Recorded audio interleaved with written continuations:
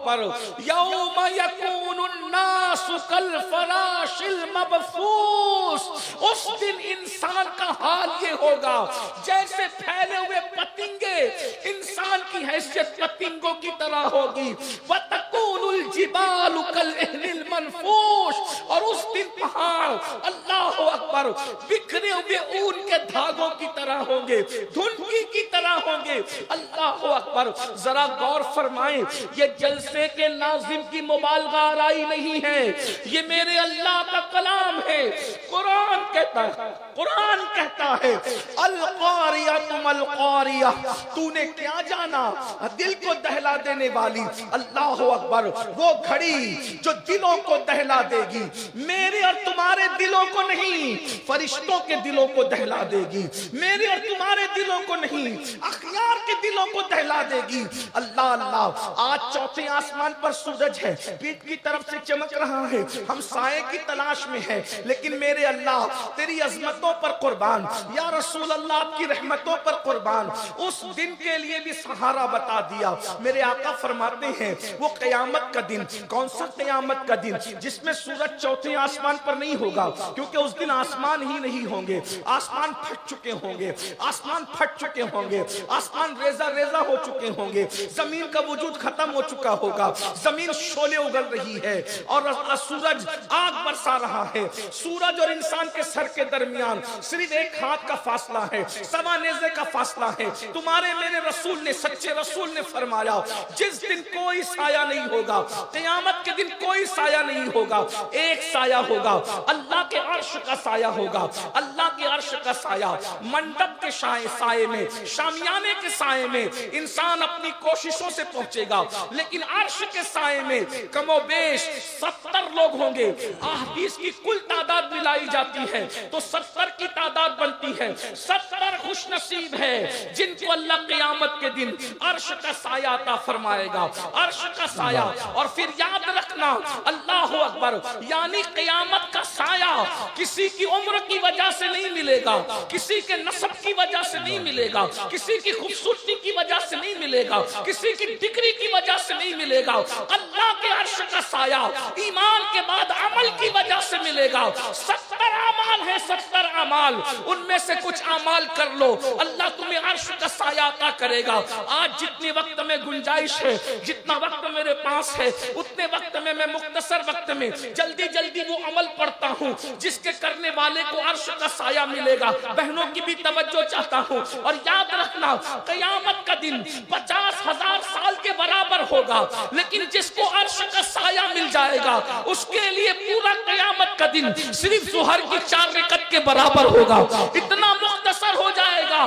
آج یہ کچھ عمل کر لیجئے۔ پہلا خوش نصیب جس کو قیامت کے دن اللہ عرش کا سایہ عطا فرمائے گا۔ نمبر 1، جس کو اللہ نے اقتدار دیا اور اس میں عدل کیا، انصاف کیا، ایسا انصاف کرنے والا قیامت میں عرش کے سائے میں ہوگا۔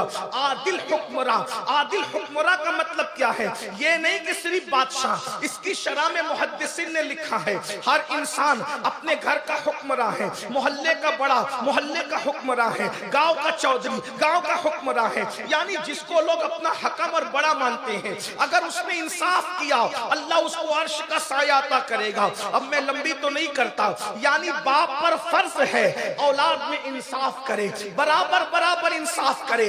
آج کل کیا ہو رہا ہے، اللہ اکبر، کچھ بچوں کو بہت لاڑ کیا جاتا ہے اور کچھ بچوں کو نظر انداز کیا جاتا ہے، اللہ اکبر، بلکہ یہ بھی ہو رہا ہے بیٹوں کو لاڑ کیا جاتا ہے، بیٹیوں کو نظر انداز کیا جاتا ہے۔ یاد رکھیے بیٹیوں کو کبھی نظر انداز مت کیجئے۔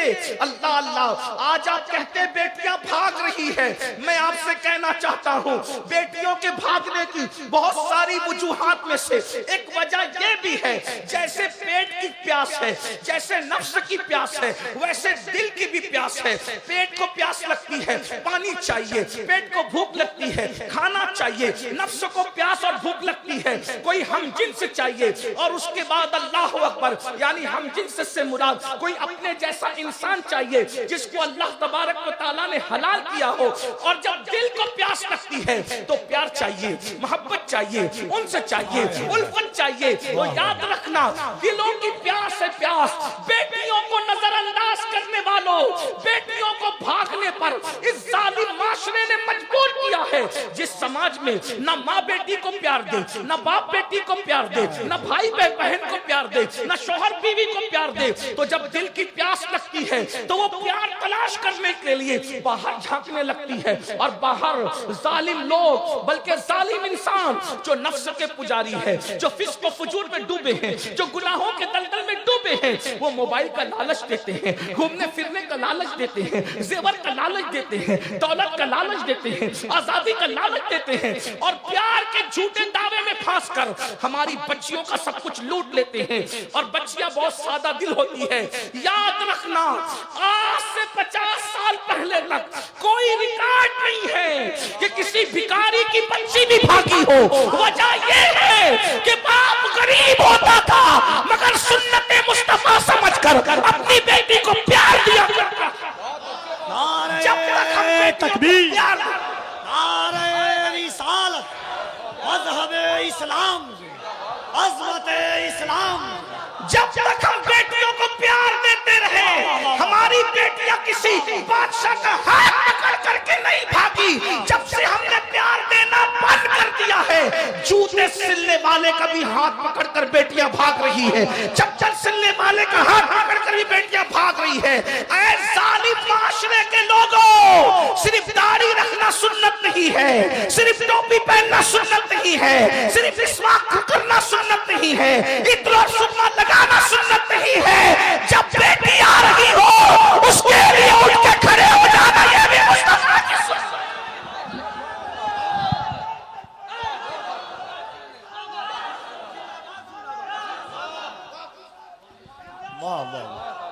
عظمت سیدہ پر میرے ماں باپ قربان، لیکن بیٹی کی آمد پر کھڑے ہونا یہ بھی مصطفیٰ جان رحمت کی سنت ہے۔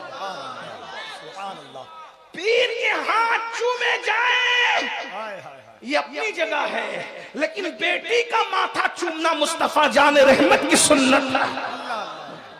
بیٹیوں کو ذلیل کرتے ہو۔ جس سماج میں بیٹیاں ذلیل کی جائے وہ سماج کی بیٹیاں، بلکہ ایک بات کہوں، ایک جملے میں عرض کر کے آگے گزرتا ہوں ورنہ میں اپنی پوری بات نہیں رکھ سکوں گا۔ جہاں بیٹی کو بیٹی کا درجہ دیا جائے وہاں بیٹیاں کبھی نہیں بگڑتی، بس اتنی بات ہے۔ جہاں بیٹی کو بیٹی سمجھا جائے وہاں بیٹی کبھی باہر کسی سے دل نہیں لگاتی۔ جہاں بیٹی کو بوجھ سمجھا جائے، جہاں بیٹی کو شیطنت سمجھا جائے، جہاں بیٹی کو نحوست سمجھا جائے، جہاں بیٹی کو جو ہے وہ معاذ اللہ اپنے لیے وبال جان سمجھا جائے، جہاں بیٹی کو عذاب سمجھا جائے، پھر وہاں بیٹیاں سمجھتی ہے میرا تو اس گھر میں کوئی ہے ہی نہیں، ادھر بھائی کا منہ سیدھا نہیں، ادھر باپ کا منہ سیدھا نہیں، ادھر ماں کہتی ہے تم مرتی کیوں نہیں، تو پیدا کیسے ہو گئی، تجھے رشتے نہیں آتے، تجھے کوئی پوچھتا نہیں۔ یاد رکھیں، بیٹیوں کی عزت کرنا جانے، بیٹیوں کی قدر کرنا جانے۔ میں یہ عنوان پہ آگے نہیں بڑھتا، ایک حدیث پیش کرتا ہوں اور آگے بڑھتا ہوں۔ اپنی بہنوں سے بھی کہتا ہوں، بیٹی سے زیادہ نفرت عورتیں کرتی ہیں، یہ سماج کا بہت بڑا المیہ ہے۔ بیٹیوں سے سب سے زیادہ نفرت عورتیں کرتی ہیں۔ میری بہنوں، یہ سیریل، نحوست اور فلموں کی وجہ سے ہے۔ ایک بات تمہیں بتاؤں، اگر تم بیٹیوں کو پیدا ہونے نہیں دینا چاہتی، اگر تمہاری ماں نے بھی تمہارے لیے یہی فیصلہ کیا ہوتا تو کیا تم آج زندہ ہوتی؟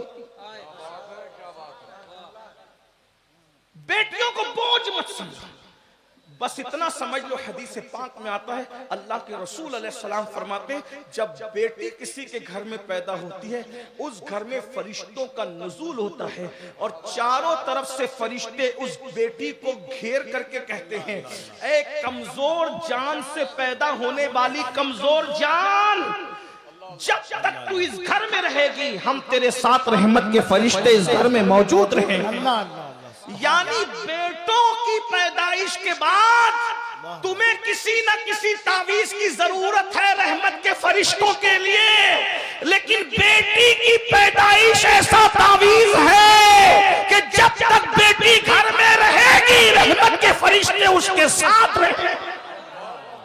اگر رسول اللہ کی بات پر یقین ہے تو رسول اللہ نے فرمایا کہ جب تک بیٹی گھر میں رہتی ہے پیدا ہونے کے بعد سے رحمت کے فرشتے اس کے ساتھ ساتھ گھر میں، تو اولاد کے ساتھ انصاف کرو، عدل کرو، اپنی بیٹیوں پہ ظلم مت کرو، بیٹوں پر بھی مت کرو، بیٹوں کو بھی نظر انداز مت کرو۔ ایک بات کہوں، آج کل بیٹوں کو بھی کہیں کہیں نظر انداز کیا جاتا ہے، بیٹوں کو بھی مت کرو، انصاف کرو۔ کیسا انصاف؟ ام المومنین سیدہ عائشہ صدیقہ کی بارگاہ میں ایک عورت آئی، سیدہ نے اس کو ایک کھجور دی، کھجور دینے کے بعد اس کے ساتھ 2 بیٹیاں تھیں، سیدہ عائشہ صدیقہ کی دی ہوئی کھجور کو اس نے برابر 2 ٹکڑے کیا اور دونوں بچیوں میں تقسیم کر دیا۔ سیدہ عائشہ کو بہت حیرت ہوئی، رسول اللہ تشریف لائے صلی اللہ علیہ وآلہ وسلم، تو آقا سے انہوں نے عرض کی آقا وہ عورت کو میں نے کھجور دی، اس نے برابر تقسیم کر دیا۔ آقا فرماتے ہیں اگر وہ ایسا نہ کرتی تو قیامت کے دن اللہ اس سے سوال کرتا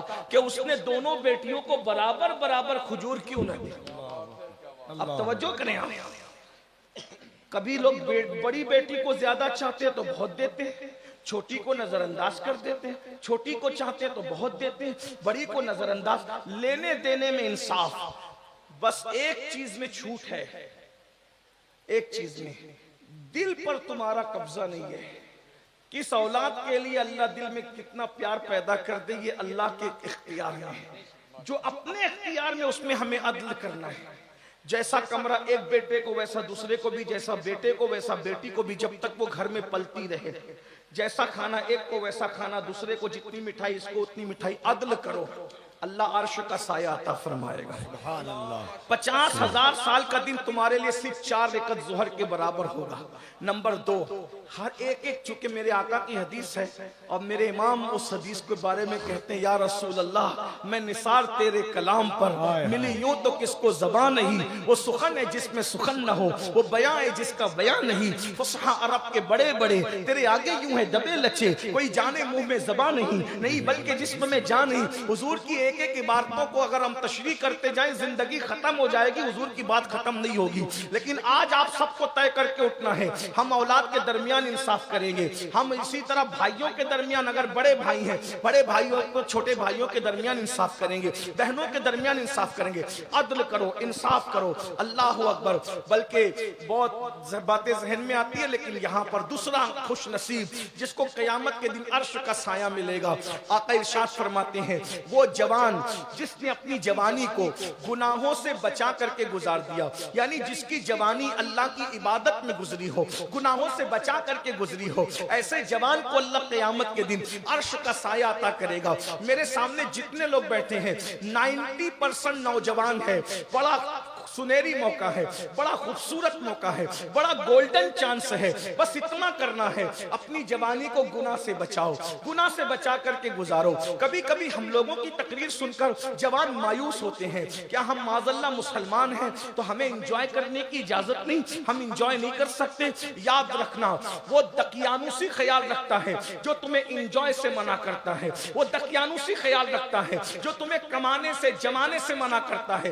ہمارا مذہب پوری دنیا میں ایک ہی مذہب ہے جسے مذہب اسلام کہتے ہیں، جتنے انجوائے کی اجازت اسلام دیتا ہے کوئی مذہب نہیں دیتا، جتنا دولت کمانے اور جمانے کی اجازت اسلام دیتا ہے کوئی مذہب نہیں دیتا۔ ابھی آپ نے حضرت شمس ملت سے زکوٰۃ کے معاملات سماعت فرمائے، بھائی زکوٰۃ کون دے گا؟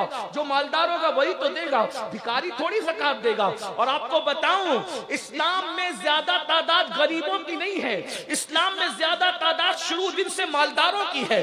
دور فاروقی میں ایک بندہ یمن سے زکوٰۃ کی رقم لے کر کے چلتا ہے اور مدینہ منورہ تک غریب ڈھونڈتا ہے، غریب تو غریب یمن سے لے کے مدینہ منورہ تک فاروق اعظم کے دور میں کوئی غریب نہیں ملتا تاکہ جس کو زکوٰۃ دی جا سکے۔ تو پتہ چلا جتنے مالدار ہم تھے ہم ہیں، کوئی ہو نہیں سکتا۔ 1857 سے پہلے کلکتہ کے ایک مسلمان تاجر کے گھر میں جتنی دولت ہوتی تھی برطانیہ کے شاہی خزانے میں اتنی دولت نہیں ہوتی تھی۔ انگریز پاگل تھا جو انگلینڈ چھوڑ کے انڈیا آیا تھا، انڈیا میں اس کو دکھ کیا رہا تھا؟ کیا بات ہے، سونے کی چڑیا کس نے بنایا تھا؟ سونے کی چڑیا تم نے بنایا تھا، مگر کب تک یہ بھی بتا دو۔ انجوائے کرو، بھرپور انجوائے کرو۔ دولت کماؤ، اچھے کپڑے پہنو، اچھے چپل پہنو، اچھے جوتے پہنو، اچھے موبائل، اچھی گاڑیاں، اچھی سواریاں، اچھے عطر، اچھے خوشبو. بلکہ بات کہوں، اللہ نے دیا ہے تو اتنا قیمتی پہن کے نکلو کہ اگر بس میں بیٹھو تو بازو میں بیٹھنے والے کو اپنی اوقات یاد آنا چاہیے کہ اب بھی یہ کچھ ہے. عزت سے جیو، سر اٹھا کے جیو، وقار کے ساتھ جیو. اللہ اکبر. کس نے کہہ دیا کہ پیون والا پہننا، روکھی سوکھی کھانا یہ اسلام ہے؟ وہ دین سمجھا ہی نہیں بیچارہ. جس نے روکھی سوکھی کو اسلام قرار دیا، جس نے پیون والے کو اسلام قرار دیا. یاد رکھنا، رسول اللہ نے اگر پیون کا لباس پہنا ہے تو صرف ان کا خیال کر کے جو امت میں 2.5% غریب ہوں گے، ان کا خیال کر کے. کیونکہ اگر حضور پیون والا نہیں پہنتے تو مجھ جیسے غریب لوگ کہتے میں رسول اللہ نے تو بہت قیمتی پہنے، اب میں قیمتی کہاں سے لاؤں کیونکہ میری اوقات نہیں ہے. تو رسول اللہ نے 2.5% ہم جیسے غریبوں کا خیال کرتے ہوئے کبھی پیون والا پہن لیا، اور مالداروں کا خیال کرتے ہوئے 27 اونٹ دے کر ایک جبہ خرید کر کے بتا دیا کہ مال ملے تو قیمتی پہننا بھی مجھ محمد کی سنت ہے، اور نہ ملے تو پیون والا پہننا بھی محمد الرسول اللہ کی سنت.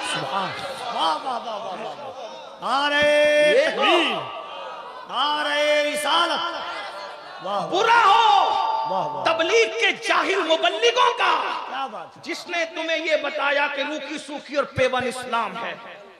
آپ مجھے بتائیں 27 اونٹ دے کر رسول اللہ نے ایک جبہ خریدا. اگر ایک اونٹ کی قیمت آج کے حساب سے 1 لاکھ بھی پکڑ لے تو کتنے ہو جاتے ہیں؟ 27 لاکھ کا ایک جبہ میرے نبی نے پہنا. اسی لیے تو ہماری آنکھیں چوندیاتی نہیں ہیں.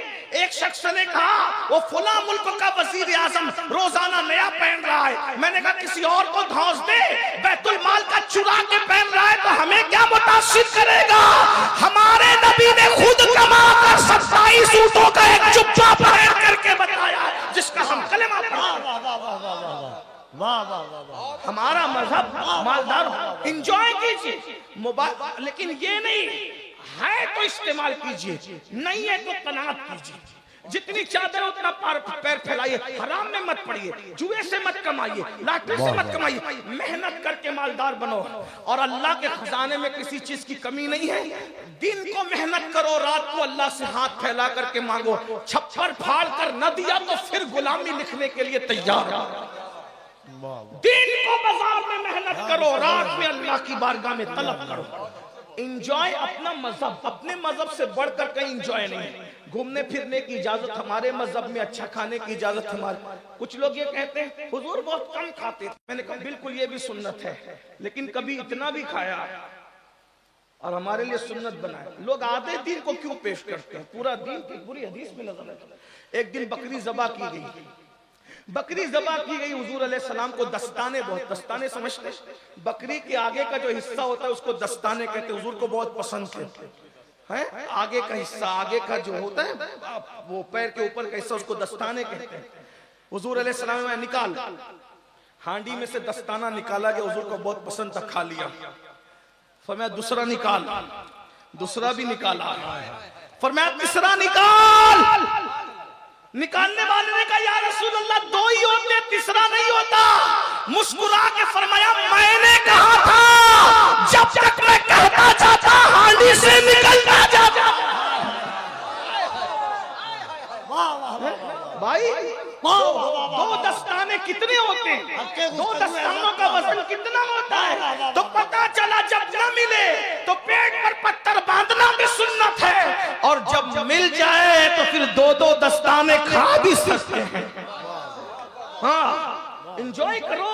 کون کہتا ہے اسلام میں انجوائے نہیں ہے؟ بھائیو اوروں کے یہاں مذہبی بننا ہے تو شادی نہیں کر سکتے، اور یہاں تو مذہب کی تعلیم ہے. فَانْكِحُوا مَا طَابَ لَكُم مِّنَ النِّسَاءِ مَثْنَىٰ وَثُلَاثَ وَرُبَاعَ. بہنوں کے ڈر سے ترجمہ نہیں کرتا، گھر جا کے کنز ایمان اٹھا کے دیکھ لیتے.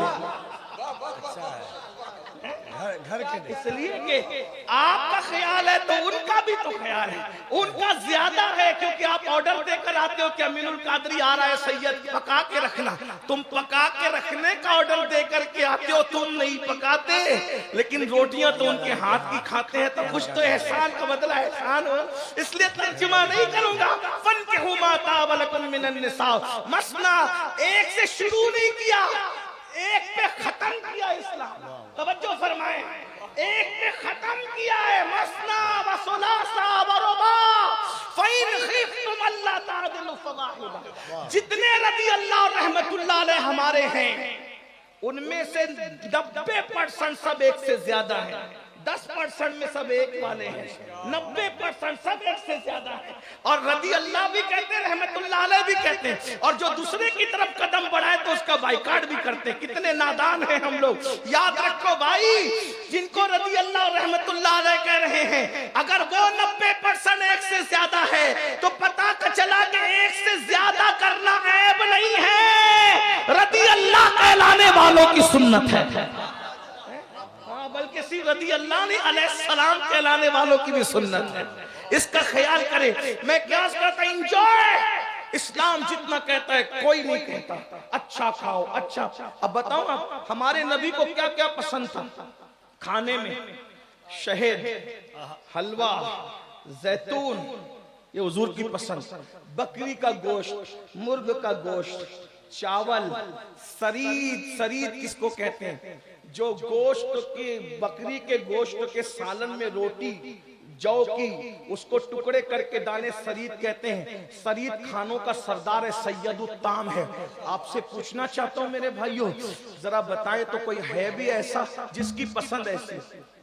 آج کل لوگ پیدا ہو کے مر جاتے ہیں دوسرے لوگ, ان کو کبھی زیتون نظر نہیں آتا, کھجور نظر نہیں آتا, پنیر نظر نہیں آتا. یہ حال ہے. اور میرے نبی کا وہ پسندیدہ کھانا ہے. یہ ہے, انجوائے کیجئے. بس کرنا کیا ہے, گناہ مت. پکنک پہ جاؤ, پھولوں کو دیکھو, تصور کرو یہ اتنا خوبصورت ہے, تو اس کو بنانے والے کے حسن و جمال کا عالم کیا ہوگا.